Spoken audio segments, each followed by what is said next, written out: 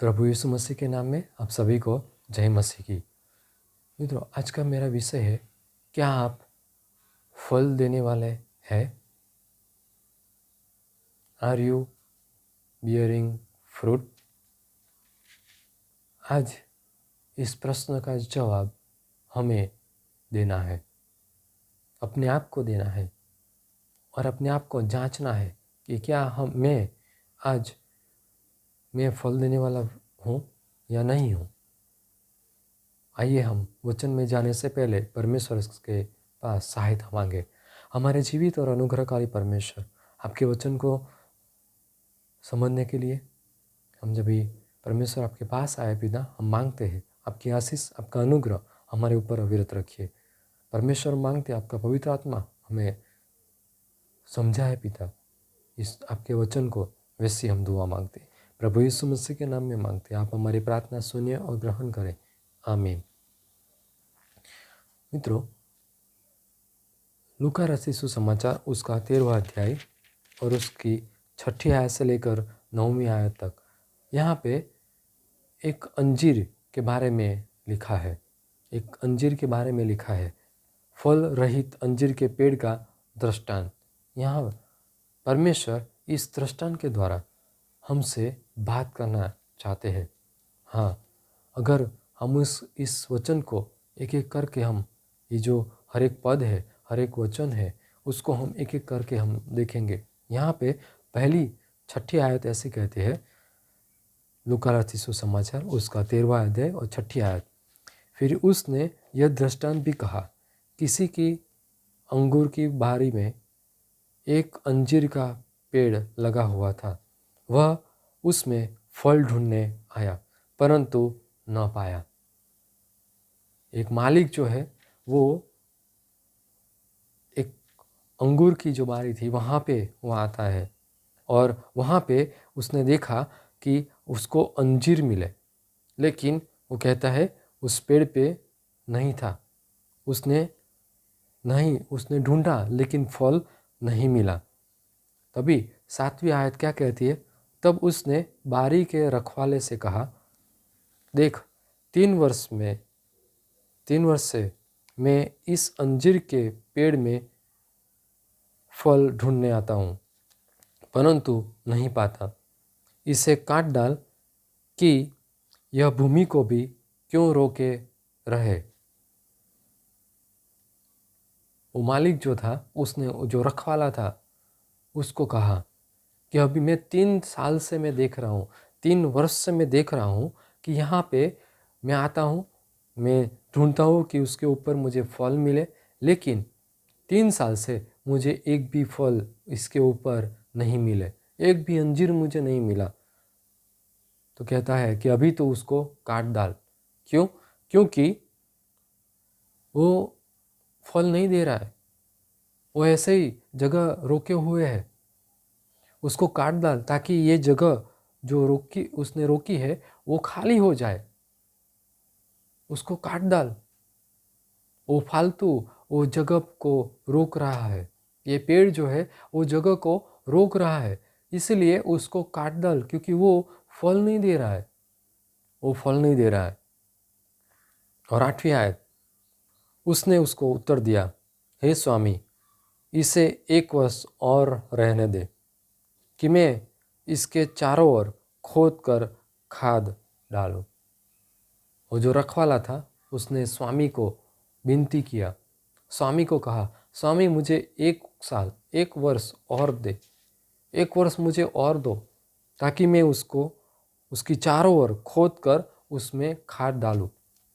और फिर उसने कहा 9वीं आयत में, यदि आगे को फले तो भला, नहीं तो उसे काट डालना। अगर 1 साल मैं उसको अच्छे से उसके आसपास खोदता हूँ, खोद कर उसको खाद डालता हूँ, अगर वो फले, अगर उसके ऊपर फल आए तो ठीक है, नहीं तो उसको काट डालना। हाँ, ये रखवाले ने उसको कहा, मालिक को कहा, मुझे 1 साल और दे।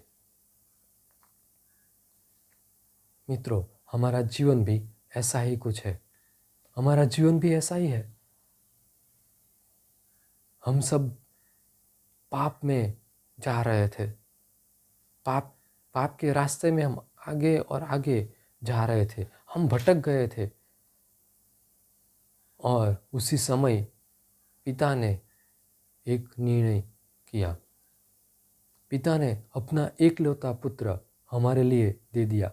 यूहन्ना 3:16 में हम पढ़ते हैं कि उसने जगत को इतना प्यार किया कि उसने अपना एकलौता पुत्र दे दिया, ताकि जो कोई उस पर विश्वास करे वो नाश ना हो लेकिन अनंत जीवन पाए।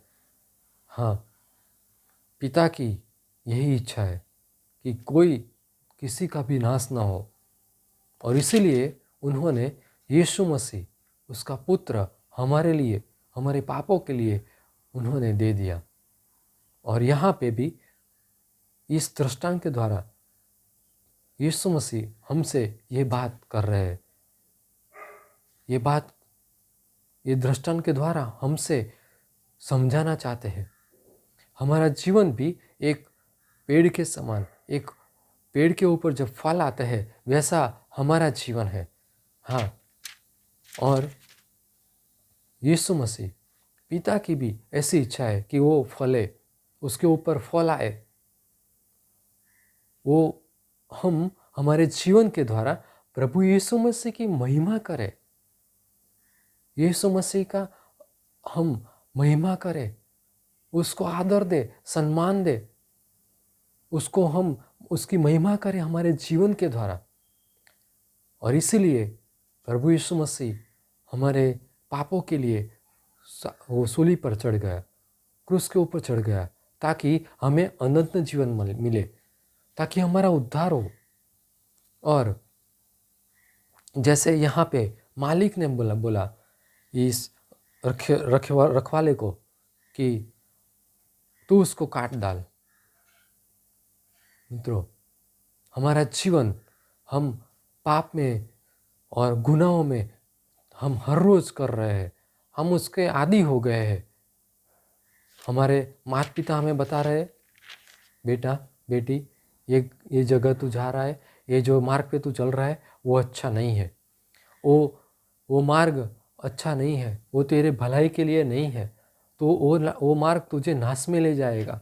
वो मार्ग जो है तू जिस पे चल रहा है वो मार्ग तुझे अनंत जीवन नहीं, लेकिन तुझे नरक में ले जाएगा। स्वर्ग में नहीं ले जाएगा, तुझे नरक में ले जाएगा।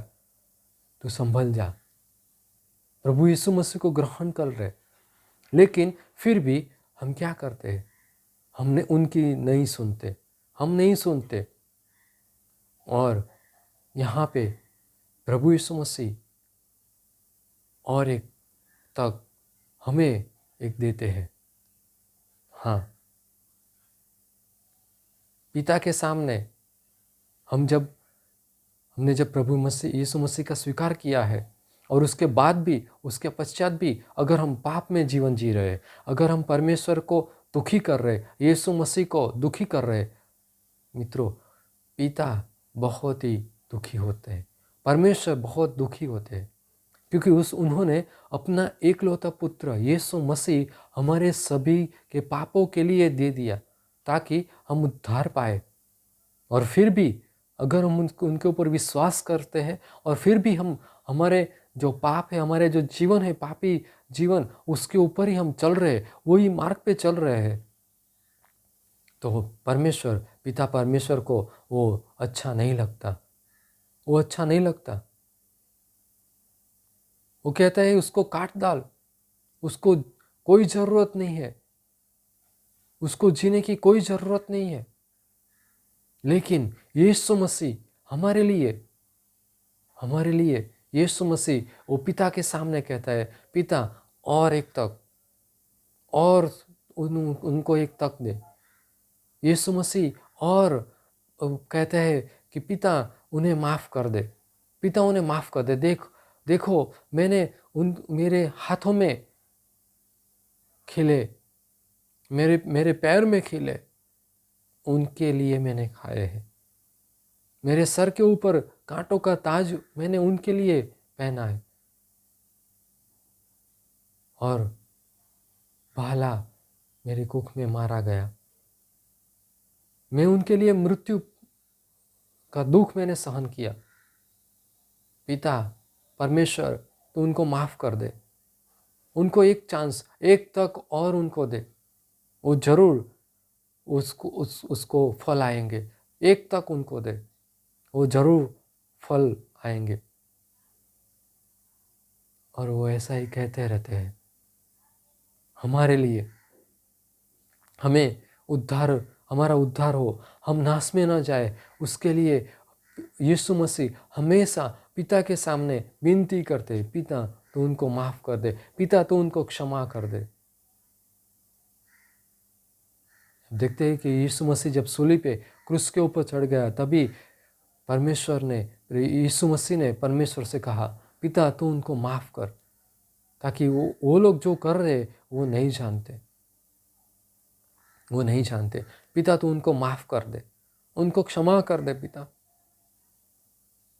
और आज भी यीशु मसीह हमारे लिए ये कर रहे हैं। हमारे लिए ये यीशु मसीह पिता के सामने कहते हैं, पिता और एक समय दे, और एक तक दे। जैसे ही ये रखवाले ने उस उत्तर दिया, स्वामी इसे 1 वर्ष और रहने दे, मैं उसके चारों ओर खोद कर खाद डालूं। पिता कहता है, प्रभु यीशु मसीह पिता को कहता है, पिता स्वामी और एक समय, और एक तक दे मुझे, और एक तक, ताकि मैं उनके साथ बात करूंगा वचन के थ्रू, प्रभु के दास और दासी के द्वारा, गानों के द्वारा, उनके माता पिता के द्वारा, छोटे बच्चे के द्वारा मैं उनके साथ बात करूंगा। कुछ ऐसी समस्या आएगी, कुछ ऐसे तकलीफ में आएगा, तभी मैं उनके साथ बात करूंगा। पिता और एक तक, और मुझे एक चांस दे, और एक तक दे पिता, ताकि मैं उनके साथ बात करूं और उनके जीवन को बदल लूं। और वो जरूर वो बदल जाएंगे, और जरूर वो फल देने वाले वृक्ष हो जाएंगे। पिता मुझे और एक चांस, और एक तक दे दो। अगर फिर भी वो नहीं मानते, तो परमेश्वर यीशु मसीह ऐसा कहता है, नहीं तो उसे काट डालना। मित्रों, यीशु मसीह इस जगत में हमारे सभी के पापों के हम उद्धार पाए, इसीलिए यीशु मसीह आए, ताकि हम उद्धार पाए, हमारा जीवन बच जाए। हम नाश में जा रहे थे, लेकिन यीशु मसीह ने आकर हमारा पिता के साथ जो संबंध था, जो टूट गया था, उसको फिर से एक बार जोड़ दिया। सूली पे चढ़कर, क्रूस के ऊपर चढ़कर, उसकी जान देकर उन्होंने फिर से हमारा रिश्ता पिता से जुड़ा दिया, ताकि हम उद्धार पाए, ताकि हम अनंत जीवन पाए। हाँ मित्रों, परमेश्वर आप सभी को, हम सभी को बहुत बहुत प्रेम करते हैं, बहुत प्रेम करते हैं, और वो हर एक दिन हमें एक तक देते, हर एक दिन हमें बचाते हैं, और ऐसी अपेक्षा रखते हैं कि आज मेरा बेटा, मेरी बेटी वो फल लाएगा, आज उनके जीवन के द्वारा मेरी महिमा होगी, वो फलवंत जीवन जिएगा। हाँ मित्रों, काफ़ी ऐसे पेड़ आपने देखे होंगे, उसके ऊपर फल नहीं है, सिर्फ हरा भरा है, लेकिन फल नहीं है।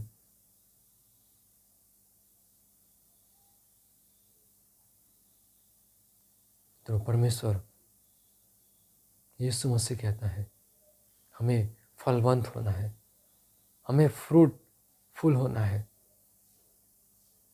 हाँ, हमारे जीवन के द्वारा हमें, हमारे जीवन, हमारे हमारे जीवन हम जो जी रहे हैं उसके द्वारा हमें यीशु मसीह को महिमा देना है। हमारा जीवन जो है वो सिर्फ हरा भरा नहीं लेकिन फल देने वाला हो।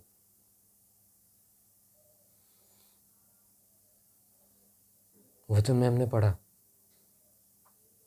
यदि हमारा जीवन फल देने वाला नहीं है तो जो स्वामी जो है वो उसको काट डालेगा, क्योंकि उसकी कोई जगह नहीं है, कोई ज़रूरत नहीं है, वो ऐसे ही जगह रोक रहा है।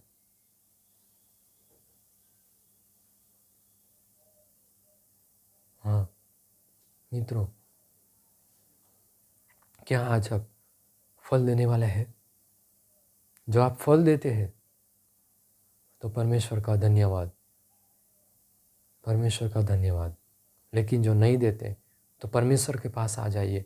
परमेश्वर यीशु मसीह को बोले, यीशु मसीह मुझे माफ़ कर दीजिए, मुझे माफ़ कर दीजिए, मुझे क्षमा कीजिए, मैं फलवंत जीवन जीना चाहता हूँ।